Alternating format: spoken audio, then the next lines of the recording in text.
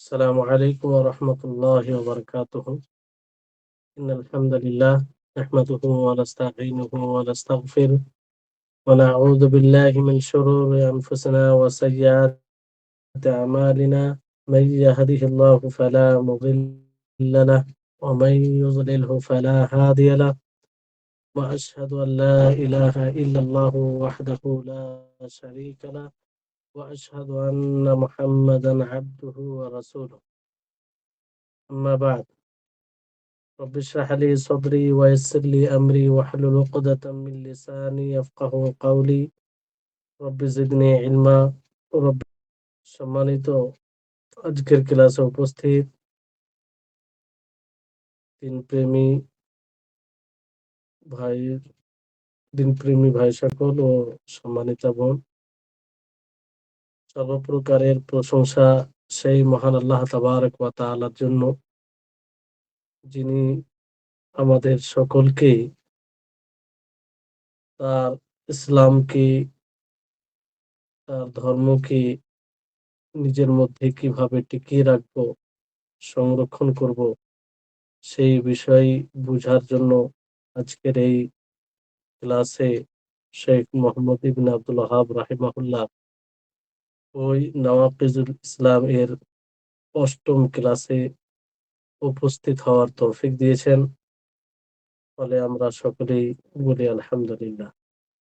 তারপরে আমাদের সকলের প্রাণ প্রিয় নবী নবী করিম মুহাম্মদ মুস্তাফা সাল্লাল্লাহু আলাইহি ওয়াসাল্লাম, ওনার উপর অসংখ্য শান্তির ধারা বর্ষিত হোক, যিনার মাধ্যমে আমরা ইসলাম দিন সর্বশ্রেষ্ঠ নেয়ামতকে পেয়েছি এবং তাকে আমরা কিভাবে সংরক্ষণ করব তার কাছ থেকেই আমরা সেই পথ ও পদ্ধতি পেয়েছি। ফলে আমরা সকলেই তার উপরে দরুদ পাঠ করি, আল্লাহুম্মা সাল্লি আলাইহি আল্লাহুম্মা বারিক আলাইহি। আজকে ক্লাসের যে চতুর্থ নাকিজে ইসলাম রয়েছে, যে যে কারণে ইসলাম ভঙ্গ হয়ে যায়, এই ব্যাপারে অনেকটাই আলোচনা হয়েছে। আংশিক কিছু আলোচনা বাকি আছে। সেটা হচ্ছে যে নবী করিম মুহাম্মদ সাল্লাল্লাহু আলাইহি সাল্লামের পদ্ধতি, মানহাজ, আদর্শ ব্যতীত অন্য কারো আদর্শকে উত্তম মনে করা, অথবা নবী করিম মুহাম্মদ সাল্লাল্লাহু আলাইহি সাল্লামের হুকুম ব্যতীত অন্য কারো হুকুমকে উত্তম মনে করা, এটা কুফরি ধারণা। তো আমরা এই বিষয়ে কিছু বিষয় জানতে পেরেছিলাম যে এখানে আসলে দুটি বিষয়ের সাথে সম্পৃক্ত বিষয় রয়েছে। একটি হচ্ছে নবী সাল্লাল্লাহু আলাইহি ওয়াসাল্লামের আম হেদায়েত, পদ্ধতি, আদর্শ তার সাথে সম্পৃক্ত, আর সেটার ব্যাপারে আমরা জেনেছি। আরেকটি হচ্ছে যে হুকম, আ আমরা ফায়সালা কার দ্বারা করব এবং শরীয়তের যেটা ফয়সালা বিধান আছে সেটাই সেটাকে উত্তম মনে করতে হবে। এর পরিবর্তে যদি অন্য কারো বিধান, রচিত বিধানকে আমরা উত্তম মনে করি কিংবা এর সমতুল্য বানিয়ে দিই কিংবা এর চাইতে কল্যাণকর মনে করি, তাহলে সেটা কুফরি হবে। তো শেষে যে কথাটি আমাদের চলছিল সেটা হচ্ছে যে এটা শুধু মালি কিংবা কারো বিরুদ্ধে নালিশ, আ মালি যে অধিকার আছে সম্পত্তির, আর্থিক, সেই বিষয় নয়, বরং সার্বিক বিষয়। এমনকি আমাদের আকীদা কি হবে, ধারণা কি হবে, সেটাও কিতাবুল্লাহ থেকে নিতে হবে। কিতাবুল্লাহর মাধ্যমেই আমাদেরকে আ ফয়সালা নিতে হবে এবং সেখান থেকে যেটা আসবে সেটাকেই উত্তম মনে করতে হবে। এই আকীদার বিষয়ে যদি কেউ মনে করে যে না, মানুষ নিজের আকীদার উপরে, যে যার আকীদা, যে যার ধারণা, সেই ধারণার উপরে থাকবে। এটা এমন কোনো বিষয় নাই যে কোরআন হাদিস দ্বারা নিতে হবে। যদি এটাকে এইভাবে বলে আর জায়েজ মনে করে, স্বাধীনতা দেয় যে এখানে মানুষ নিজ স্বাধীন রয়েছে, ইচ্ছামতো আকীদা পোষণ করবে, তাহলে এটাও কুফরি আমল হবে। এজন্য কিতাবুল্লাহ ও সুন্নাতে রাসূলে সব দিক দিয়ে দিক নির্দেশনা রয়েছে। যেমন তাওহীদের ব্যাপারে আকীদা, আল্লাহ তাবারাক ওয়া তাআলার ব্যাপারে আকীদা, ধারণা, আল্লাহ তাবারাক ওয়া তাআলার রুবুবিয়ত, উলুহিয়ত এবং তার আসমা ও সিফাত সম্পর্কে আমাদের কি আকীদা হবে সেই ব্যাপারে শরীয়তে এর সুস্পষ্ট দিক নির্দেশনা পাওয়া যায়। তো সেই অনুযায়ী আমাদের আকীদা রাখতে হবে, সেই অনুযায়ী আমাদের ধারণা রাখতে হবে। যেমন তাওহীদ ও উলুহিয়াতে আল্লাহ তাবারাক ওয়া তাআলার নাজিলকৃত বিধান অনুযায়ী যে ইকামত ইবাদত একমাত্র তারই জন্য হবে। তাকে ছেড়ে অন্য কারো ইবাদত কোনমতেই করা যাবে না। আর যদি কেউ করে তাহলে এটা ইসলাম থেকে বের করে দিবে। তো জরুরি আছে যে এই আকীদা এই অনুযায়ী প্রত্যেকটা মানুষ আকীদা রাখবে। কারণ এটা মূল জিনিস। ফলে মুআয বিন জাবাল রাদিয়াল্লাহু তাআলা আনহুকে যখন ইয়ামানের দিকে পাঠান, তো আল্লাহর নবী মুহাম্মদ সাল্লাল্লাহু আলাইহি ওয়াসাল্লাম সর্বপ্রথম তাকে বলেন যে ফালিয়াকুন আউওয়ালা মা তাদউহুম ইলাইহি শাহাদাত আল্লা ইলাহা ইল্লাল্লাহ। যে তোমার সর্বপ্রথম দাওয়াত হবে যে তুমি তাদেরকে আহ্বান করবে এই কথা থেকে যে তারা সাক্ষ্য প্রদান করবে আল্লাহ ছাড়া সত্য কোনো মাবুদ নেই এবং মুহাম্মদ সাল্লাল্লাহু আলাইহি ওয়াসাল্লাম আল্লাহর রাসূল। তাহলে সর্বপ্রথম এই বিষয়টি শিক্ষা দিয়ে আল্লাহ নবী পাঠান তাকে। তো এইরকম ভাবে সমস্ত নবীর এইভাবে দাওয়াতের পদ্ধতি ছিল। এবার এই জায়গায় যদি কেউ মনে করে না আল্লাহর সাথে অন্য কারো ইবাদত করা যাবে। যেমন কারো নামে জবাই করে নিল, কারো নামে নজর মানত করে নিল। অনুপস্থিত ব্যক্তি মৃত ব্যক্তির কাছে সাহায্য চাইলো। তাহলে এটা তো তার বিপরীত। এটা শিরক হবে। আর এটা ইসলামকে ভঙ্গ করে দিবে। আর অনুরূপভাবে আপনার তাওহীদ রুবুবিয়্যাতে তাই। তাওহীদ রুবুবিয়্যাতে আল্লাহ তাবারাক ওয়া তাআলা যা কিছু করেন তিনি তার কর্মে এক অদ্বিতীয়। আ তিনি তিনার সমতুল্য কেউ নাই। তো সেই বিষয়ে যদি অন্য কাউকে রাজ্জাক মনে করে, রুজিদাতা মনে করে, অন্য কাউকে আ অন্য কারো ব্যাপারে ধারণা রাখে যে সে রুজি দিবে, তাহলে এটা শিরক হবে। কারণ এটা কোরআন হাদিস বিরোধী। আর কোরআন হাদিস থেকে এরকম দিক নির্দেশনা দেওয়া হয়নি। বরং বলা হয়েছে যে আল্লাহ তাবারাক ওয়া তাআলা তিনি তার সমস্ত কর্মে এক অদ্বিতীয়। তিনি রাজ্জাক, তো তিনিই রুজি দেন। তিনি ব্যতীত অন্য কেউ রুজি দেনওয়ালা নেই। তারপর আসমা ও সিফাতে দেখবেন আসমা ও সিফাতে ঝগড়া, বিবাদ সৃষ্টি হয়েছে। অনেক রকম দল তৈরি হয়েছে।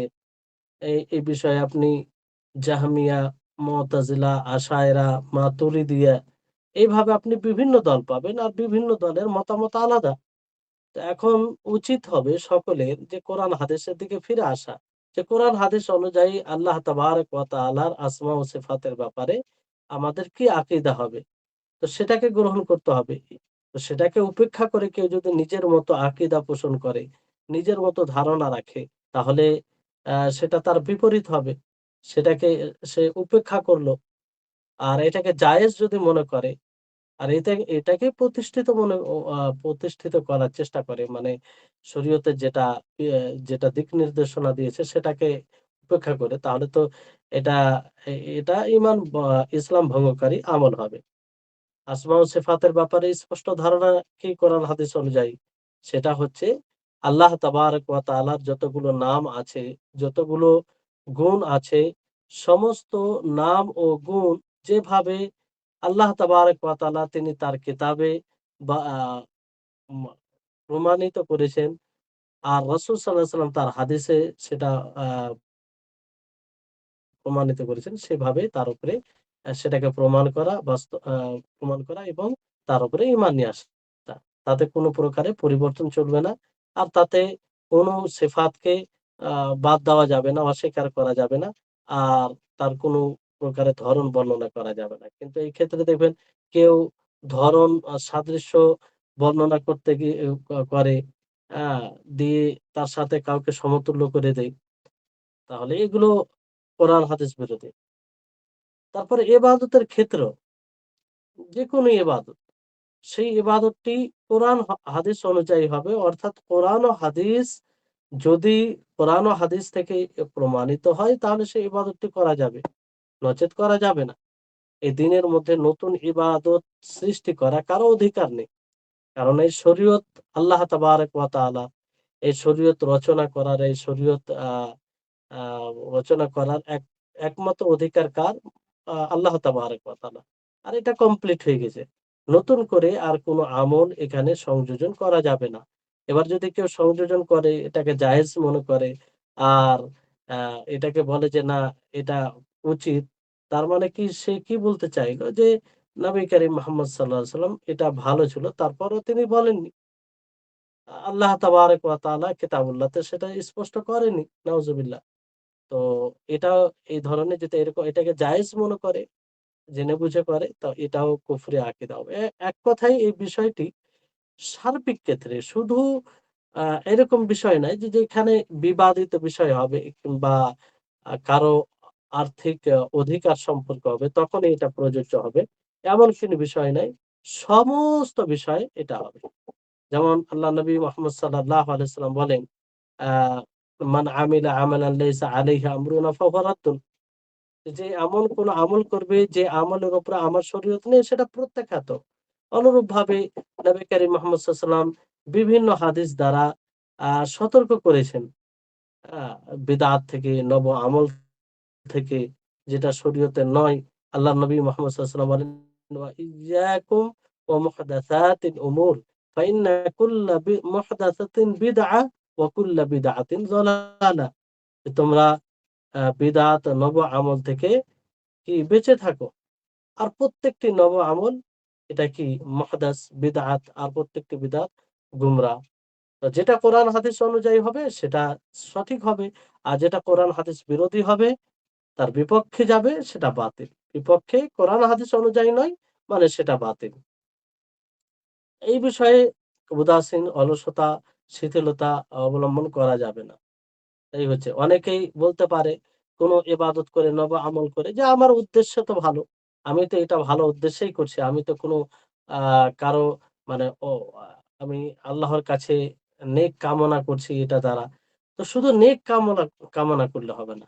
কারণ নেক কামনা করাটাই যথেষ্ট নয়। আমি যে দ্বারা আল্লাহ তাআলাকে সন্তুষ্ট করব সেটা প্রমাণিত হতে হবে। কারণ নবী করিম মুহাম্মদ সাল্লাল্লাহু আলাইহি ওয়াসাল্লাম সুস্পষ্ট করেছেন বিষয়টিকে। এমনটা নয় যে এই বিষয়টি অস্পষ্ট, এই বিষয়টি উজ্জত হয়ে গেছে তা নয়। আল্লাহ নবী এমনভাবে স্পষ্ট করেছেন যে এখানে কোনো মানে ভাবার বিষয় নেই। যে আমি আপনি যা দ্বারাই আল্লাহ তাআলাকে সন্তুষ্ট করতে চাইবো সেটা প্রমাণিত হতে হবে। যদি সেটা প্রমাণিত না হয় তাহলে সেটা দ্বারা কখনো আল্লাহ তাবারাক ওয়া তাআলার সন্তুষ্টি লাভ করা যাবে না। বরং আল্লাহ তাআলা তা দ্বারা অসন্তুষ্ট হবে। তা দ্বারা নিজের আরো বিপদ ডেকে আনা হবে। নিজের জন্য আ উম বিপদ হবে। এজন্য হাদিসের মধ্যে বলা হয়েছে যে দিন পুরো কল্যাণকামিতার নাম, সদুপদেশের নাম। তো সাহাবায়ে কেরাম যখন জিজ্ঞাসা করলেন যে, "কার জন্য হে আল্লাহর রাসূল?" তো আল্লাহ নবী কি বললেন? লিল্লাহি ওয়া লিকিতাবিহি ওয়া লিরাসূলিহি ওয়া লিআইম্মাতিল মুসলিমিন ওয়া আম্মাতিহিম। যে আল্লাহর জন্য, তার কিতাবের জন্য, তার রাসূলগণের জন্য, তার আ মুসলিম শাসকের জন্য এবং সাধারণ জনগণের জন্য। তাহলে সকলের জন্য নসিহা। তো আল্লাহর জন্য নসিহা বলতে কি? আল্লাহ এবং তার রাসূলের জন্য নসিহা বলতে কি? নসিহা বলতে এটাই যে আল্লাহ তাবারাক ওয়া তাআলা যেভাবে আমাদেরকে চলতে বলেছেন সেভাবেই চলতে হবে। যে ইবাদত যে পদ্ধতিতে তার সন্তুষ্টি লাভ করার আমাদেরকে আদেশ করেছেন সেভাবেই তার সন্তুষ্টি লাভ করতে হবে। নিজ ইচ্ছামত কোনো পদ্ধতি তৈরি করে, কোনো ইবাদত তৈরি করে, কোনো এ কোন জিনিসকে ইবাদত মনে করে অথচ সেটা কোরআন হাদিসে প্রমাণিত নয়, এইভাবে করা যাবে না। অনুরূপভাবে আমর বিল মারুফ ওয়ান নাহি আনিল মুনকার এই বিষয়েও যে এটা একটা শরীয়তের বিধান। তো এটা করতে হবে, এটাকে একদম ছেড়ে দিলে হবে না। আর যদি কেউ মনে করে যে না এটা জরুরি নয়, এটা জরুরি নয়, তাহলে আ এটাও ইসলাম ভঙ্গ করবে। কারণ এই ব্যাপারে আ স্পষ্ট কোরআন ও হাদিস দ্বারা আ তো বিভিন্ন আয়াতে আল্লাহ তাআলা বলেন ৩য় নবী করিম মুহাম্মদ সাল্লাল্লাহু আলাইহি ওয়াসাল্লাম হাদিসের মধ্যে বলেন যে, "মান রাআ মিনকুম মুনকারান ফালিয়ুগাইয়িরহু বিয়াদিহি, ফাইন লাম ইয়াস্তাতি ফাবিলিসানিহি, ফাইন লাম ইয়াস্তাতি ফাবিকলবিহি ওয়া যালিকা আযআফুল ঈমান।" যে যখনই তোমাদের মধ্যে কোনো মানুষ মুনকার, শরীয়ত বিরোধী, কোরআন ও হাদিস বিরোধী কোনো কাজ দেখবে, প্রত্যক্ষ করবে, তো সে যেন নিজের হাত দ্বারা সেটা পরিবর্তন করে। যদি এটা দ্বারা সম্ভব না হয় তো জিহ্বা দ্বারা, যদি তাও সম্ভব না না হয় তাহলে হৃদয়ে সেটা, আহ হৃদয় দ্বারা। তো আর এটা হচ্ছে দুর্বল ইমানের, এটা হচ্ছে সবচেয়ে দুর্বল ইমান। তো বিষয়টি হচ্ছে যে সমস্ত ক্ষেত্রে এটা মনে রাখতে হবে। সমস্ত ক্ষেত্রেই এটা মনে রাখতে হবে যে এটা শুধু কোনো এক বিষয়ে নয়, কোনো এক বিষয় নয়। তো আল্লাহ তাবারাক ওয়া তাআলা নাজিলকৃত বিধান দ্বারা হুকম, ফয়সালা করা, বিচার করা, এটা মানে আম আমভাবে, খাস নয় যে কোনো এক বিষয় না, সমস্ত বিষয়। সেটা আর্থিক বিষয়ে হোক, অথবা সেটা আকীদার বিষয়ে হোক, অথবা আর অন্য কোনো বিষয় হোক, সমস্ত বিষয়কে অন্তর্ভুক্ত করে। সমস্ত। এবার এখান থেকে এটা স্পষ্ট হচ্ছে যে যারা হুক্কাম, যারা শাসক, তাদের জন্য জরুরি যে তারা আল্লাহ তাবারাক ওয়া তাআলার নাজিলকৃত বিধান দ্বারা ফয়সালা করবে, বিচার করবে। কারণ আ আল্লাহ তাবারাক ওয়া তাআলা তার হুকুমকে বাস্তবায়ন করার জন্য লাজিম করেছেন। আল্লাহ তাআলা বলেন যে, "ইন্নাল্লাহা ইয়া'মুরুকুম আন তু'আদ্দুল আমানাতি ইলা আহলিহা ওয়া ইযা হাকামতুম বাইনান নাস আন তাহকুমু বিল আদল। ইন্নাল্লাহা নি'ম্মা ইয়া'iযুকুম বিহি, ইন্নাল্লাহা কানা সামিআন বাসীরা।" যে নিশ্চয় আল্লাহ তাআলা তোমাদেরকে আ আদেশ করেন, আ এবং এই কিসের আমানত, যাদের অধিকার তাদেরকে আদায় করার, এবং মানুষের মাঝে আদল দ্বারা এ ফয়সালা করার আদেশ করেন, বিচার করার। আর নিশ্চয় আল্লাহ তাআলা কি সুন্দর আ উপদেশ দিয়েছেন তা দ্বারা। তাহলে এখান থেকে এটা স্পষ্ট যে হাকিম, শাসক অথবা যারা, যাদের উপরে শাসিত করা হবে সকলের জন্য জরুরি যে কোরআন ও হাদিস দ্বারা বিচার করবে, বিচার নিবে। আর আল্লাহ তাবারাক ওয়া তাআলা এই ক্ষেত্রে সূরা নিসার ৫৯ নম্বর আয়াতে বলেন, ইয়া আইয়ুহাল্লাযীনা আমানু আতিউল্লাহ ওয়া আতিউর রাসূল ওয়া উলিল আমরি মিনকুম ফাইন তানাযাআতুম ফি শাইইন ফারুদ্দুহু ইলাল্লাহি ওয়ার রাসূল ইন কুনতুম তু'মিনুনা বিল্লাহি ওয়াল ইয়াউমিল আখির যালিকা খায়রুন ওয়া আহসানু তা'ওয়িলা। যে হে মুমিনগণ, তোমরা আল্লাহ এবং আল্লাহর অনুসরণ করো এবং রাসূলের অনুসরণ করে, ওয়া উলিল আমর, উলিল আমর যারা নেতৃত্ব দেয়, সা তাদের তোমরা অনুসরণ করো। ইসলামিক রাষ্ট্র যারা ইসলাম অনুযায়ী নেতৃত্ব দেয়। ফাইন তানাযাআতুম ফি শাইইন, যদি কোন বিষয়ে তোমরা দ্বিমত করো, ঝগড়া করো, তো তোমরা সেটাকে ফিরিয়ে দাও কার দিকে? আল্লাহ এবং তার রাসূলের দিকে। তাহলে কোরআন ও হাদিস যা দ্বারা যেটা সমাধান আসবে সেটাকে মানতে হবে। আর এটা হচ্ছে ঈমান। ইন কুনতুম তুমিনুনা বিল্লাহি ওয়াল ইয়াউমিল আখির। আল্লাহ তাআলা শেষে বলছে, যদি তোমরা আল্লাহ এবং ইয়াউমে আখিরাত, শেষ দিবসের প্রতি ঈমান রাখো। আর এটা উত্তম বুঝ হবে। তাহলে এই বিষয়টি হচ্ছে যে বিবাদিত যখনই আ কোন বিষয় নিয়ে দ্বিমত হবে, তো আমাদের সকলের উচিত হবে তো কোরআন ও হাদিসের দিকে ফিরে যাওয়া। আ শাসকরা সবসময় শরীয়ত দ্বারা ফায়সালা করবে। আর যারা শাসকের অধীন আছে তাদেরও উচিত হবে যে শরীয়ত অনুযায়ী ফায়সালা নিবে, কিংবা আ শরীয়তের তারা শরীয়তের দিকে ধাবিত হবে। আ কারোর জন্য এটা জায়েজ নয় যে তাগুতের কাছে নিজের ফায়সালা মোকদ্দমা নিয়ে যাবে। তাগুত দ্বারা বিচার চাইবে। আ মা কোন মানব রচিত আ বিধান দ্বারা আল আ আল্লাহর বিধানকে উপেক্ষা করে, এটা কারোর জন্য জায়েজ নয়। আ যেমন এই ব্যাপারে আল্লাহ তাবারাক ওয়া তাআলা সূরা নিসার ৬০ থেকে ৬১ নম্বর আয়াতে বলেন, আলাম তারা ইলাল্লাযীনা ইয়াজউমুনা আন্নাহু আমানু বিমা উনজিলা ইলাইকা ওয়া মা উনজিলা মিন ক্বাবলিকা ইউরিদুনা আন ইয়াতাহাকামু ইলাত তাগুত ওয়া ক্বাদ উমিরু আন ইয়াকফুরু বিহি ওয়া ইউরিদু আশ-শাইতানু আন ইউদিল্লাহু দালালাম বাঈদা। আল্লাহ তাআলা বলেন যে আপনি কি দেখেননি তাদের দিকে যারা ধারণা করেছিল যে তারা ঈমান এনেছে কার উপরে? বিমা উনজিলা আলাইকা, যা আপনার উপরে নাজিল হয়েছে, অবতীর্ণ হয়েছে, তার উপরে তারা ঈমান এনেছে, এটা ধারণা করেছে। ওয়ামা উনজিলা মিন ক্বাবলিক, আর আপনার পূর্বে যা নাজিল হয়েছে তার উপরে ঈমান এনেছে, এটা তারা ধারণা করেছে। ইউরিদুনা ইয়াতাহাকামু, আর তারা চাইছে যে বিচার নিয়ে যাবে, ফয়সালা চাইবে তাগুতের কাছে। ওয়াকাদ উমিরু আন ইয়াকফুরু বিহি, অথচ আল্লাহ তাআলা তাদেরকে তার অস্বীকার করার আদেশ দিয়েছেন। তারা অস্বীকারের আদিষ্ট হয়েছে। ওয়া ইউরিদুশ শাইতানু আন ইউদিল্লাহুম দালালাম বাঈদা, আর শয়তান তাদেরকে সুস্পষ্টভাবে গুমরাহ করতে চাইছে।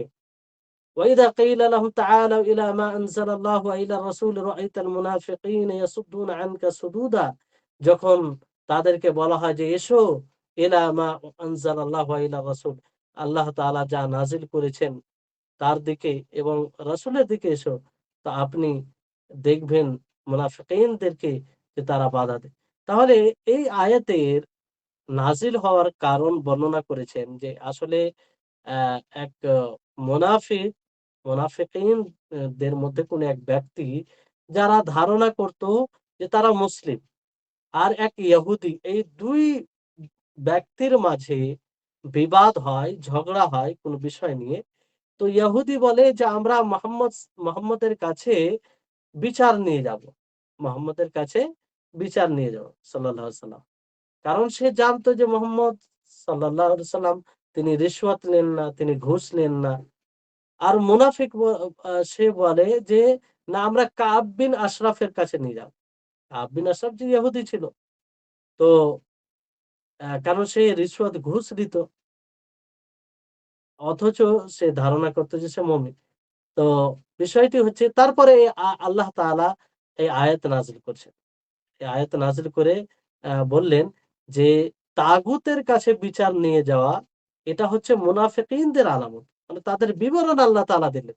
যে তারা নিজেকে মুমিন মনে করছে, অথচ তাগুতের কাছে বিচার নিয়ে যাচ্ছে। তো যারাই কোরআন হাদিসকে উপেক্ষা করে বিচার করে, কোরআন হাদিসকে উপেক্ষা করে নিজ কোরআন হাদিস বিরোধী বিধান দ্বারা ফয়সালা করে, তারাই হচ্ছে তাগুত। তারাই হচ্ছে তাগুত। তো তো এই আয়াতের যে নাজিল হওয়ার কারণ সেখান থেকে আরো স্পষ্ট হচ্ছে। আর তাগুত মানে কি? যে যারা ইচ্ছাকৃত আল্লাহ তাআলার বিধান ব্যতীত অন্য বিধান দ্বারা হুকম ফয়সালা বিচার করে, এই হচ্ছে তাগুত। আর তাগুত এর তুগয়ান থেকে বলা হয়, যার অর্থ হচ্ছে হক থেকে বের হয়ে যাওয়া। হক থেকে বের হয়ে যাওয়া।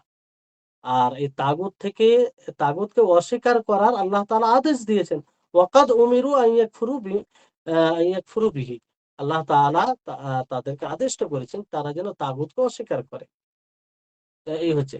তো বিষয়টি হচ্ছে যে এখানে রাসূল সাল্লাল্লাহু আলাইহি সাল্লামকে তার জীবদ্দশায় হাকিম বানানো হবে। তার জীবদ্দশায়। তো তিনি যখন মারা গিয়েছেন, তিনি দুনিয়া থেকে চলে গিয়েছেন। তারপরে তার যে বাণী রয়েছে, তার সুন্নাহ রয়েছে এবং আল্লাহ তাবারাক ওয়া তাআলার কালাম রয়েছে। তো এই দুটোকে বিচারক হিসেবে মানতে হবে। হাকিম আ হিসাবে মানতে হবে। আর সেটা কেমনভাবে মানতে হবে? একদম পুরোপুরিভাবে। পুরোপুরিভাবে তাকে বিচারক, হাকিম হিসেবে মানতে হবে। এমনকি আল্লাহ তাবারাক ওয়া তাআলা কি বলেছেন? যে সুম্মা লা ইয়াজিদু ফি আনফুসিহিম হারাজাম মিম্মা কাযাইতা ওয়া ইউসাল্লিমু তাসলিমা। যে এমনভাবে বিচারক হিসেবে মানবে কোরআন ও হাদিসকে, যে হৃদয়ে কোন প্রকারের দ্বিধা পাবে না, অসুবিধা মনে করবে না। যা যা কোরআন হাদিস থেকে ফয়সালা হবে সেটার প্রতি সন্তুষ্ট হবে, সন্তুষ্ট চিত্তে গ্রহণ করবে। ওয়া ইউসাল্লিমু তাসলিমা, এবং পুরোপুরি ভাবে তাকে মেনে নিবে। তাহলে এই হচ্ছে বিষয়। তাহলে শাসক হোক আর যাদের দ্বারা শাসন করা হবে যাদের উপরে, সকলকেই কার দিকে ফিরে আসতে হবে? শরীয়তের বিধানকেই শাসক, তার কাছেই বিচার, শরীয়ত অনুযায়ী বিচার করবে, ফয়সালা করবে, সমাধান গ্রহণ করবে। তার পরিবর্তে অন্য কিছু নয়। এখানে অনেক সময় দেখবেন যে এখন তো বিভিন্ন দেশ, সবাই সব দেশ স্বতন্ত্রভাবে চলে। কোন দেশে যদি তার আভ্যন্তরীণ বিষয় হয়, আর সেই আভ্যন্তরীণ বিষয়ে কেউ কথা বলে, তাহলে সেখানে বড় কনফিডেন্সের সাথে বড় বুক ফুলিয়ে উত্তর দেয় প্রত্যেকটা দেশের মানুষ, দেশের শাসক, যে আমাদের এটা আভ্যন্তরীণ বিষয়, সে বিষয়ে আপনাদের কথা বলার কোনো অধিকার নেই। যদি আমরা পার্থিব বিষয়ে এটা বলি, তাহলে আমরা তো মুসলিম, আমরা তো সেই কোরআন ও হাদিসের অনুসরণকারী। তো কোরআন ও হাদিস বিরুদ্ধে কেউ যদি কোনো নিয়ম আহ কোনো নিয়ম নিয়ে আসতে চায় কিংবা সেটাকে উপেক্ষা করে, তো সেখানে কিভাবে আপোষ করে নেওয়া যায়, কিভাবে সেটাকে মেনে নেওয়া যায়।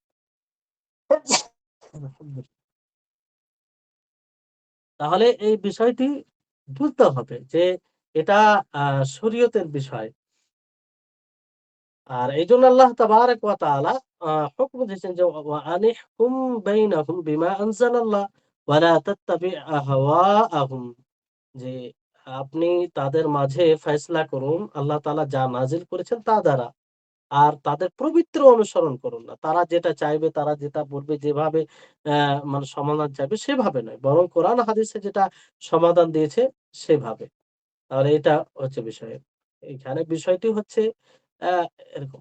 তারপরে আ বিচার নেওয়া কিংবা হুকুম আ হুকুম আ দেওয়া কোরআন ও হাদিস অনুযায়ী, আল্লাহ তাবারাক ওয়া তাআলা নাজিলকৃত বিধান অনুযায়ী, এটা খুব গুরুত্বপূর্ণ বিষয়। খুব গুরুত্বপূর্ণ বিষয়। আর এটা ভালোভাবে বুঝতে হবে। সকলকেই ভালোভাবে বুঝতে হবে। আ আর সকলের উপরে তাকফীরের হুকুম লাগানো যাবে না। কারণ এর বিস্তারিত আছে। আমভাবে বলা যাবে না যে আল্লাহর ব্যতীত আল্লাহর বিধান ব্যতীত অন্য বিধান দ্বারা হুকুম করবে, আ ফয়সালা করবে কিংবা ফয়সালা আ নেওয়ার চেষ্টা নিবে, সে কাফের হবে। এটা আমভাবে বলা যাবে না। কারণ যতক্ষণ না স্পষ্ট হবে যে, যে ব্যক্তি এটা করে, সে আসলে আল্লাহর বিধান ব্যতীত অন্যের বিধানকে উত্তম মনে করে। আল্লাহর বিধান ব্যতীত অন্যের বিধানকে সে বেশি মঙ্গলময় মনে করে। আল্লাহর বিধান ব্যতীত অন্যের বিধানকে সে আ মানে অন্যের বিধানের আল্লাহর বিধানকে অন্যের বিধানের সমতুল্য করে দেয়। অথবা আল্লাহর বিধানকে ছোট করে তুচ্ছ-তাচ্ছিল্য করে সে অন্যের বিধানের কথা মানে, অন্যের বিধান অনুযায়ী, মানব রচিত বিধান অনুযায়ী ফয়সালা করে সমাধানে। তাহলে এই অবস্থায় অ্যা তার এটা কুফরি আমল হবে। বুঝতে পারলেন? কিন্তু এর আগেও বলা হয়েছে, এখনো বলছি যে প্রবৃত্তির কারণে কেউ যদি ঘুষ, আর্থিক লোভে এটা করে ফেলে, সে নিজেকে গুনাহগার মনে করে, পাপী মনে করে। সে মনে করে যে আমি না কোরআন ও হাদিস বিরোধী এটা কাজ করছি, আমি গুনাহ করছি, আমার এটা অন্যায় হচ্ছে। তো এই ভেবে যদি করে, তাহলে সে কাফের হবে না। এটা তার ছোট কুফর হবে। এটা কি হবে? ছোট কুফর হবে। এজন্য আল্লাহ তাবারাক ওয়া তাআলা বলেন যে, "ওয়ামান লাম ইয়াহকুম বিমা আনজালাল্লাহু ফাউলাইকা হুমুল ফাসিকুন।" যে যারা আল্লাহর বিধান ব্যতীত অন্য বিধান দ্বারা আ আ আ আ ফয়সালা নিবে কিংবা আল্লাহর বিধান দ্বারা ফয়সালা নিবে না, তারা হচ্ছে ফাসিক। এখানে ফাসিক বলতে ছোট ফাসিক। মানে যাতে ঈমান হেরাস পাবে কিন্তু একদম ঈমান চলে যাবে না।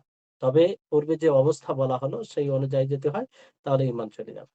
এখানে আরো কিছু বিষয় আছে যেগুলো বুঝতে হবে আমাদেরকে খুব সূক্ষ্মভাবে মনোযোগ দিয়ে। যদি না শোনেন তাহলে হয়তো বুঝতে পারবেন না। তো এখানে বিষয় দেখেন যে এখানে একটা তাসরিহ বিষয় আছে। শেখ সুলাইমান হাফিজাহুল্লাহ তিনি উল্লেখ করেছেন যে, একটা তাসরিহ মানে শরীয়ত রচনা, এটা একটা বিষয়। আর একটা হচ্ছে যে হুকুম বিচার হিসেবে মানা কিংবা বিচার নিয়ে নিয়ে যাওয়া। এই দুটো বিষয়কে একটু বুঝতে হবে পৃথকভাবে, একটু পার্থক্য আছে। যে তাশরিহ মানে শরীয়ত রচনা করা, শরীয়তে কিছু মানে এই বিষয়ে মানে কানুন সাজি করা, নিয়ম তৈরি করা। এটা ৩ প্রকার রয়েছে। কয় প্রকার? ৩ প্রকার। এক ১ম প্রকার হচ্ছে যে মানুষ এমন কিছু নিয়ম তৈরি করবে কিংবা এমন কোনো বিষয় তৈরি করবে এবাদতের ব্যাপারে যে, যে নিয়মের ব্যাপারে যে বিষয়গুলোর ব্যাপারে শরীয়ত কিছুই বলেনি। শরীয়ত চুপ থেকেছে। বা আ এ এমন কোন জিনিসকে মানে নিয়ে আসবে যে বিষয়ে শরীয়ত চুপ থেকেছে, শরীয়ত কিছুই বলেনি ইবাদতের ব্যাপারে। তো এটা আসলে যদি এরকম হয় তো এটা শরীয়তে নব আমল হবে। কি হবে? নব আমল হবে। আর এটা বিদআত হবে। এটা কি হবে? বিদআত হবে। আর এটার অনুমতি নেই। এটার অনুমতি নেই। যেমন নবী করিম মুহাম্মদ সাল্লাল্লাহু আলাইহি সাল্লামের জন্ম দিবস পালন করা। তো এই বিষয়টি নব আমল। অতএব এটি বিদআত। কারণ যদি এটা শরীয়তের বিষয় হতো তো অবশ্যই না কিতাবুল্লাহ ও সুন্নতে রাসূলে সেটা থাকতো। আল্লাহ তাআলার অনুমতি ব্যতীত ইবাদতে কোনো জিনিস তৈরি করা যাবে না। কোনো নিয়ম এটা নিয়ে আসা যাবে যাবে না কিংবা আ অ মানে কোনোভাবেই এটা করা যাবে না। কারণ আল্লাহ তাআলা বলেন যে, আম লাহুম শুরাকাউ শারাউ লাহুম মিনাদ-দীন মা লাম ইয়া'যাম বিহিল্লাহ। সূরা সূরার আ সূরার সূরা ২১ নম্বর আয়াত যে তাদের কি অংশীদার রয়েছে যারা আল্লাহ তাআলার অনুমতি ব্যতীত দ্বীনের মধ্যে কিছু নতুন শরীয়ত সাজি করে, শরীয়ত বিধান তৈরি করে। তো এক কথায় ইবাদতে আসল তাওকীফ। আসল ইবাদত হচ্ছে তাওকীফ। ইবাদত যতটা কোরআন ও হাদিসে প্রমাণিত তার উপরেই নির্ভর করে। তাওকীফ মানে তার উপরেই স্থির। তার উপরে স্থির যে ব্যাপারে শরীয়ত ইবাদতে কিছুই বলেনি সেটা করা যাবে না। সেটা নিষেধ। আর মানে সেটা আসলে উম আ সু একদম মূলভাবে সেটা নিষেধ। আর যদি করে কেউ এটা বিদআত হবে। আর বিদআত প্রত্যাখ্যাত। এটা গ্রহণযোগ্য হবে না বরং আরো বিপদ হবে এতে। ২য় প্রকার হচ্ছে যে কোনো বান্দা এমন কোনো নিয়ম তৈরি করবে কিংবা এমন কোনো বিষয়কে নিয়ে আসবে যে ব্যাপারে শরীয়ত চুপ্পি অবলম্বন করেছে। অর্থাৎ শরীয়তে কিছুই নেই। শরীয়তে এই ব্যাপারে কিছুই বলা হয়নি। না কোরআন ও হাদিস বলা হয়েছে। কিছু বলা হয়নি। কিন্তু আসলে সেখানে অনুমতি রয়েছে, প্রশস্ত রয়েছে সেখানে। মানে অনুমতি রয়েছে তাতে, যদিও কিছু না বলা হয়। যেমন অভ্যাসগত যেগুলো আমরা আমল করি, মুআমালাত, লেনদেন মানুষের কাছে, এগুলো কি আসলে? আসলে এগুলো হালাল। এখানে যদি কেউ হারাম বলে তো তাকে দলিল দিতে হবে। নচেৎ সব আসলে এগুলো এগুলো হালাল। এবার এইসব ক্ষেত্রে যদি কোনো নিয়ম তৈরি করা হয়, সিস্টেম তৈরি করা হয়, কোনো বিষয় এমন সুন্দরভাবে সাজিয়ে গুছিয়ে এরকম করার জন্য কিছু নিয়ম শৃঙ্খলা তৈরি করা হয়। শরীয়ত এই বিষয়ে কিছু বলেনি। কিন্তু সেখানে নিষেধাজ্ঞাও আসেনি। তো এ অ্যা এসব বিষয়ে আসল প্রশস্ততা রয়েছে, অনুমতি রয়েছে, এগুলো মুবাহ, এগুলো করা যাবে। আর এটা জায়েজ। এতে কোনো অসুবিধা নেই। বরং এটা কখনো মানে করার করার যোগ্য হয়, করতে হবে এরকম বিষয় হয়।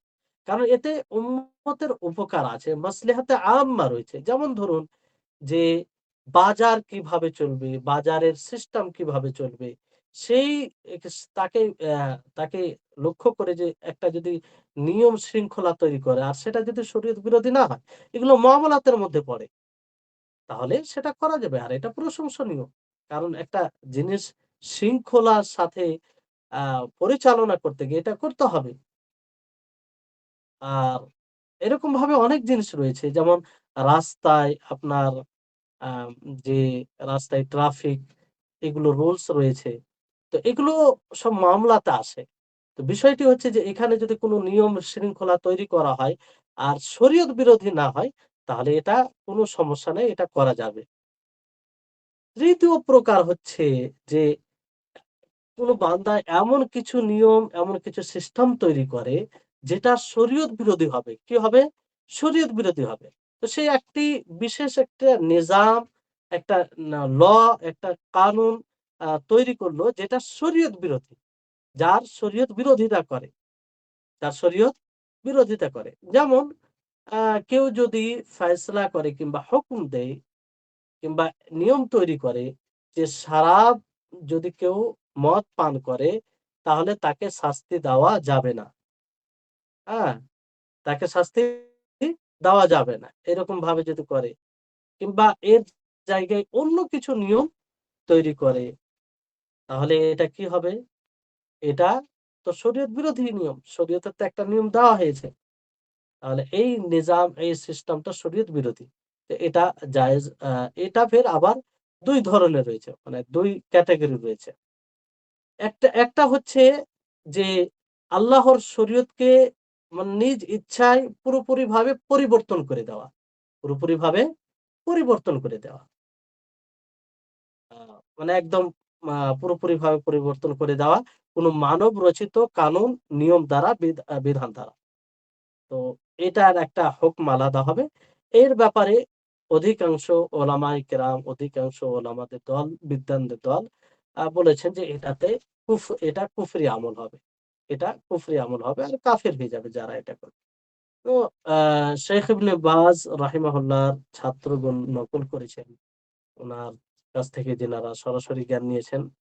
তো উনারা বলেন যে না এতে কাফের হবে না যতক্ষণ পর্যন্ত তারা এই ধারণা, এই আকীদা পোষণ না করবে যে তারা যে বিধানটি তৈরি করেছে, যেটা নিয়ম, কানুন, তৈরি করেছে সেটা উত্তম কোরআন হাদিসের চেয়ে কিংবা সেটা কোরআন হাদিসের সমতুল্য অথবা তারা যেটা করেছে সেটাকে জায়েজ মনে করছে।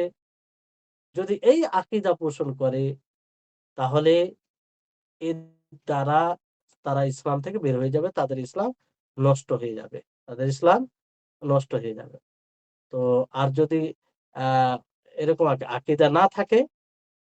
এরকম আকীদা না থাকে তাহলে আ মানে গুনাহগার হবে কিন্তু ইসলাম নষ্ট হবে না। কিন্তু এখানে বিষয়টি হচ্ছে আ বিষয়টি যে এখানে আসলে এতে পার্থক্য করা হয়নি যে পুরোপুরি পরিবর্তন করা আর একটা কোনো বিষয় পরিবর্তন করা। এটা কোনো বিশেষ বিষয় পরিবর্তন করা। দুটোর মধ্যে পার্থক্য পার্থক্য আছে। তো এই ব্যাপারেও ওই কথাই বলা হয়। তিনি উত্তর দেন ইবনে বাজ রাহিমাহুল্লাহ যদি হালাল মনে না করে, হারামই মনে করে তাহলে এটা কুফরুন দুনা কুফর হবে অর্থাৎ ছোট কুফর হবে। কোনো কারণবশত করে। সেটাকে হালাল মনে অ্যা না করে তাহলে। আর যদি হালাল মনে করে তাহলে তো প্রশ্নই জাগছে না। হালাল মনে করে করলে সে এটা কুফরি হবে। তো এই হচ্ছে বিষয়। আর ২য় স্তরে হচ্ছে যে কেউ যদি কোনো নিয়ম দ্বারা মানবরচিত নিয়ম দ্বারা ফায়সালা করে কিংবা তার মতো করে হ্যাঁ, মানে এমন শহরে কেউ বসবাস করছে যে শহরে সেটাই নিয়ম আছে। শরীয়তের নিয়ম নেই। তো সেখানে কি করবে? সেখানে এমন কিছু নিয়ম আছে যে নিয়মগুলো শরীয়ত বিরোধী। শরীয়ত বিরোধী অর্থাৎ কিতাবুল্লাহ ও সুন্নাতে রাসূলের বিরোধী কিংবা তার সমতুল্য করে দেওয়া হয়। আ তো এই বিষয়ে এখানে কি করা যাবে? এটা তাফসীল তো কিছুটা বলা হয়েছে। তারপরে হয়তো কিছু লাস্টের শেষের দিকে একটু বলা হবে। যে এই অবস্থায় কি করা যাবে? তারপরে আরেকটি বিষয় হচ্ছে যে ধরেন এখানে আ এমন জায়গা আছে যে সেখানে সম্ভব নয় কোনো আ আ পরিবর্তন করা। মানে যে নিয়মটা চলে সেটা নিয়ম মানতে বাধ্য। তো সেই জায়গায় যদি সে মানে হৃদয় থেকে সেটা না মানে, করতে বাধ্য হয়। আর সে যতটুকু করতে বাধ্য ততটুকুই করে, তাহলে সেখানে এটা কুফরি আমল হবে না। এটা কুফরি আমল হবে না। আর যদি এটাকেই পুরোপুরিভাবে করে, কোনো নয়, আ হৃদয়ে কিছুই মনে করে না। তাহলে তো এটা কুফরির দিকে নিয়ে চলে যাবে। তো যাই হোক, এবার আসুন যে হুকুম বিচারক হিসাবে কাউকে মানা এবং বিচার নিয়ে নিয়ে যাওয়া এই বিষয়ে আ এটাও কয়েক প্রকারের। এক প্রকার হচ্ছে যে শরীয়ত দ্বারা হুকুম আ নেওয়া, ফয়সালা করা অথবা শরীয়ত দ্বারা বিচার সমাধান নেওয়া এটা ফরজ। আর এটা তাওহীদের আবশ্যিক বিধানের মধ্যে আসে। তাওহীদের দাবি অনুযায়ী। ২য় প্রকার হচ্ছে যে মানুষ যে কানুনগুলো বানিয়েছে, মানুষ যে কানুনগুলো বানিয়েছে, যে নিয়মগুলো বানাচ্ছে, যেটা শরীয়ত বিরোধী নয়, যেটা শরীয়ত বিরোধী না নয়। তো সেই নিয়মগুলো দ্বারা ফয়সালা করা কিংবা ফয়সালা নেওয়া, সমাধান নেওয়া এটা জায়েজ। এটা জায়েজ। এতে কোনো অসুবিধা নেই। যে মানুষ কোনো এমন নিয়ম যেটা পূর্বে একটু ইঙ্গিত করা হলো যে আ এমন নিয়ম তৈরি করেছে যে নিয়মগুলো শরীয়ত বিরোধী না। শরীয়তের শরীয়তের সাথে সংঘর্ষ হয় না। তো সেই জায়গায় আ তা দ্বারা ফয়সালা নেওয়া যাবে। এতে কোনো অসুবিধা নেই। যেমন ওই আ আপনার রাস্তা রাস্তার বিষয়ে কিংবা এরকম যেগুলো মামলাত এগুলো বিষয়ে যদি নিয়ম কিছু তৈরি করা হয়। ৩য় প্রকার হচ্ছে যে এমন কিছু নিয়ম যে নিয়মগুলো শরীয়ত বিরোধী হবে। তো সেই নিয়ম দ্বারা সমাধান নেওয়া, আ তো এটা কেমন কি?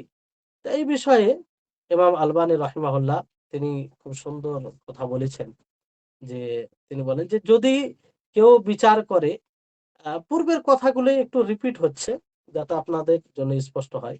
এই যে একটু আলাদা, আলাদা পয়েন্ট করে বলা হচ্ছে। মূলত পূর্বে যেগুলো বলা হয়েছে সেগুলোই এ এখানে কথা। তো বিষয়টি হচ্ছে তিনি বলছেন যে আল্লাহর বিধান ব্যতীত অন্য কোনো বিধান দ্বারা ফয়সালা করা এটা কখনো কুফরি হয় যে কুফরি মিল্লাত থেকে ইসলাম থেকে বের করে দেয়। আর কখনো বড় গুনাহ হয়, কাবিরা গুনাহ হয়, আর কখনো ছোট গুনাহ হয়। তো এই হচ্ছে মানে এখানে যে হাকিম ফয়সালা করবে, যে বিচার করবে তার অবস্থা অনুযায়ী হবে। সে যদি ধারণা পোষণ করে যে আল্লাহর বিধান দ্বারা হুকুম বিচার করা কিংবা আ সমাধান করা এটা ওয়াজিব নয়, তাহলে সে কাফির হয়ে যাবে। কিংবা সাদ বলে যে এটা এখতিয়ার আছে, আবশ্যিক নয়, এতেও কাফির হয়ে যাবে। কিংবা শরীয়তের বিধানকে ছোট মনে করে, এই বিশ্বাসের সাথে যে আল্লাহ তা আ আ আল্লাহ তা আ আল্লাহ তাবারাক ওয়া তাআলার হুকুম সে সেটা মানে সেটাকে ছোট মনে করে আর তার পরিবর্তে অন্যর হুকুম বেশি কল্যাণকর মনে করে। তো এটা দ্বারাও কাফের হয়ে যাবে। আর যদি কেউ হুকুমকে শরীয়ত দ্বারা হুকুম করা, ফয়সালা করা এটা ওয়াজিব মনে করে আর তাকে অ আদল পরিপূর্ণ মনে করে। আর মনে করে যে এটাই উপযুক্ত। আ এগুলো মনে করার সাথে, সাথে সে অন্য বিধান দ্বারা ফয়সালা করে তাহলে এতে গুনাহগার হবে। কাফের বলা যাবে না। এটা ছোট কুফরি হবে। এটা ছোট আর যদি অজ্ঞতাবশত এটা করে থাকে, করে পরিশ্রম করেও চেষ্টা করেও যদি তার বিরুদ্ধে ফয়সালা চলে যায়, ফয়সালা করে দেয়, তাহলে এতে যেটা পূর্বে বলা হয়েছে যে হাকিম যদি ইজতেহাদ করে আর সেক্ষেত্রে যদি ভুল সিদ্ধান্ত হয় অথচ সে চেষ্টা করেছে সঠিক কোরআন হাদিস অনুযায়ী ফয়সালা করার, তাহলে সেক্ষেত্রেও সে ১ নেকি পাবে। আর যদি সঠিক ফয়সালা করে তাহলে সে ২ নেকির উপযুক্ত হবে। তাহলে দেখেন এখানে এই বিষয়টাকে সূক্ষ্মভাবে এইজন্য বুঝা দরকার যে এই বিষয়কে কেন্দ্র করেই আমাদের মাঝে, আমাদের সমাজে এক প্রকার লোক আছে যারা এই তাকফিরের বিষয়টাকে ব্যাপকভাবে নিয়েছে।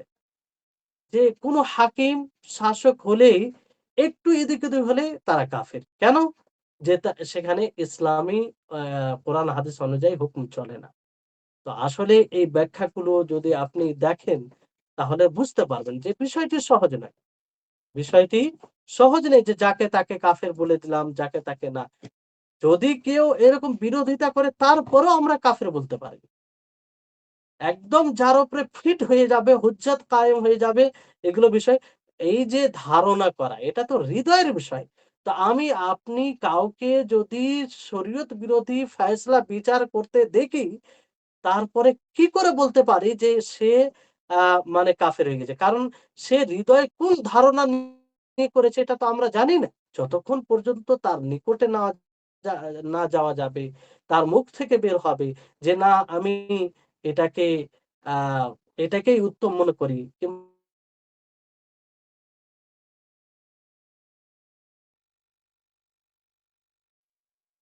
কিংবা শরীয়তের বিধান কল্যাণকর নয়, কিংবা শরীয়তের বিধান ওয়াজিব নয়, প্রকাশ না করবে।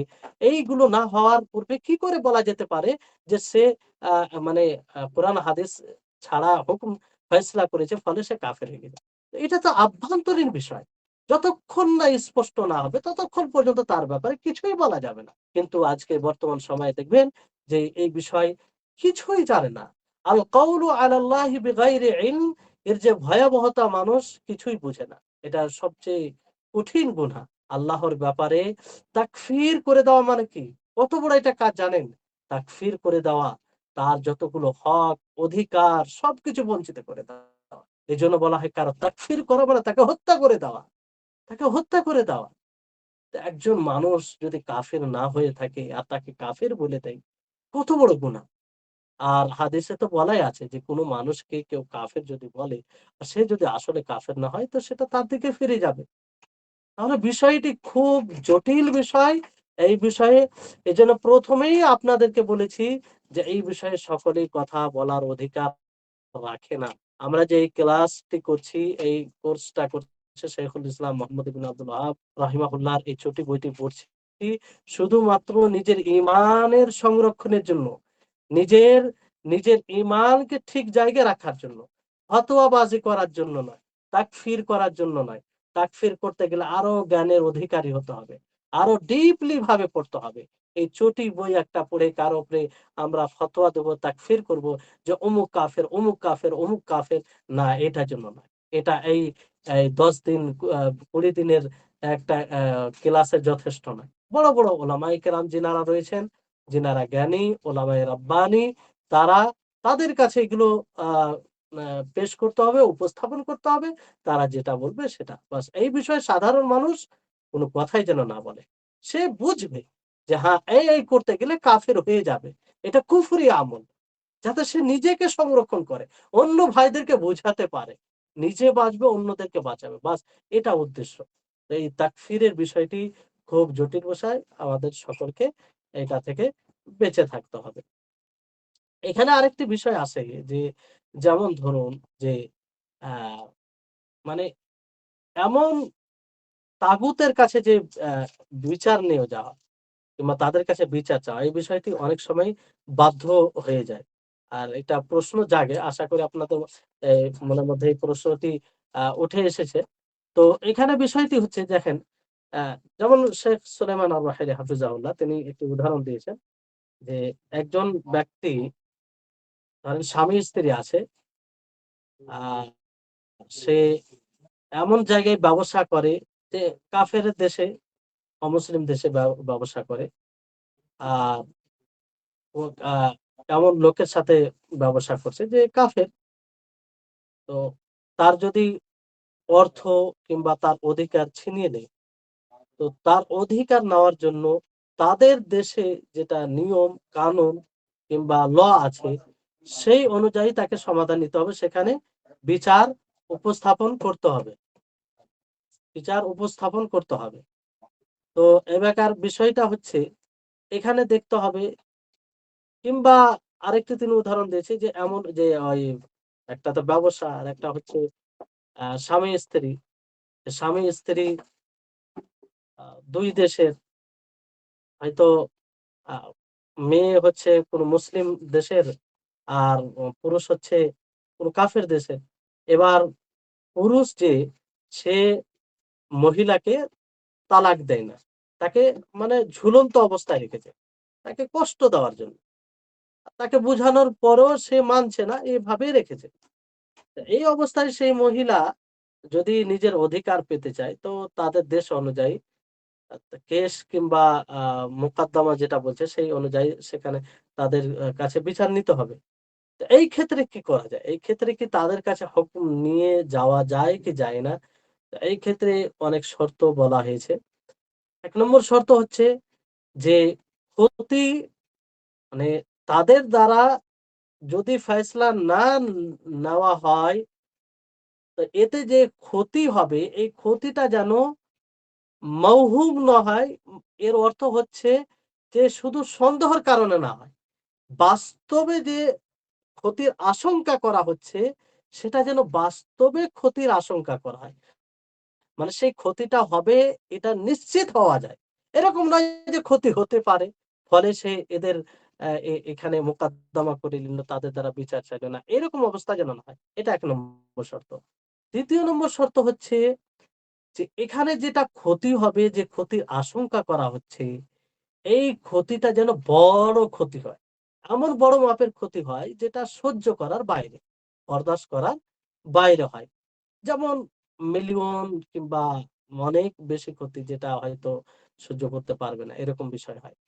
৩য় বিষয় হচ্ছে যে সেই ক্ষতিকে আ দূর করার জন্য এছাড়া আর কোন পথ না পাওয়া যায়। এছাড়া আর কোন পথ না পাওয়া যায়। ৪র্থ বিষয় হচ্ছে যে এই দ্বারা ফাইসলা নিতে গিয়ে তার যার বিপক্ষে সে বিচার দিয়েছে, মোকদ্দমা করেছে, তার উপরে যদি জুলুম হয়, তাদের নিয়ম অনুযায়ী, যেমন আপনার অধিকার ধরেন ১,০০,০০০ আর বিচার তারা করছে তাদের নিয়ম অনুযায়ী আপনাকে ৫,০০,০০০ দেওয়া হচ্ছে। তো আপনার উচিত হবে সেখানে যে আপনি ১,০০,০০০ রেখে তাকে বাকিটা ফেরত দিয়ে দেওয়া। তো এইসব শর্তে এগুলো জায়েজ বলা হয়েছে। তো এই হচ্ছে বিষয়। এগুলো বিষয় অনেক আ জটিল বিষয় আসে। আ তো আমাদেরকে এগুলো খেয়াল রাখতে হবে যতটা সাধ্য অনুযায়ী। আমরা প্রায় এমন দেশের সাথে আ এমন দেশে বাস করি যেখানে কোরআন হাদিসের নেই। গণতান্ত্রিক দেশ। সেখানে আ যতটা সাধ্য অনুযায়ী আমরা আপোষে নিজেদের মধ্যে কোরআন হাদিস অনুযায়ী চলতে পারবো সেটা তো চলতে হবে। আর বাকি যেটা বাধ্য সেটা তো কিছু করার নেই। সেখানে আমরা নিজের এলাকার ওলামাগণ যারা রয়েছে তাদেরকে জিজ্ঞাসা করব। সেই অবস্থায় যেটা তারা সমাধান দিবে সেই অনুযায়ী আমরা সেটা করার চেষ্টা করব। আর আ অবশ্যই আ যেটা দেশে যেটা নিয়ম, সে নিয়ম যদি কোরআন হাদিস বিরোধী না হয়, একদম কোরআন হাদিস বিরোধী না হয়, তাহলে সেটাকে ফলো করতে হবে, সেটাকে মানতে হবে। আর যদি কোরআন হাদিস বিরোধী হয়, সেখানে আ সেখানেও দেখতে হবে যে সেটা কোন অবস্থায় আছে। আমভাবে তার বিরোধিতা করা, এগুলো বিষয় আলেমদের উপরে ছেড়ে দিতে হবে। জি। তো এই হচ্ছে আজকের ক্লাস। আ আল্লাহ তাআলা যেন আমাদের সকলকে এসব বিষয়কে সূক্ষ্মভাবে বোঝার তৌফিক দান করেন। আর যেন আমরা যতদিন বেঁচে থাকি কোরআন হাদিস অনুযায়ী জীবনযাপন করতে পারি। কোরআন হাদিসকেই প্রাধান্য দিয়ে চলতে পারি। আর এই কোরআন হাদিস দ্বারা যেন আ আমাদের জীবনে কল্যাণ আসে এবং আখিরাতেও যেন আ কল্যাণকর। ওয়া আখির দাওয়ানা আনিল হামদুলিল্লাহি রাব্বিল আলামিন। আসসালামু আলাইকুম ওয়া রাহমাতুল্লাহি ওয়া বারাকাতুহু।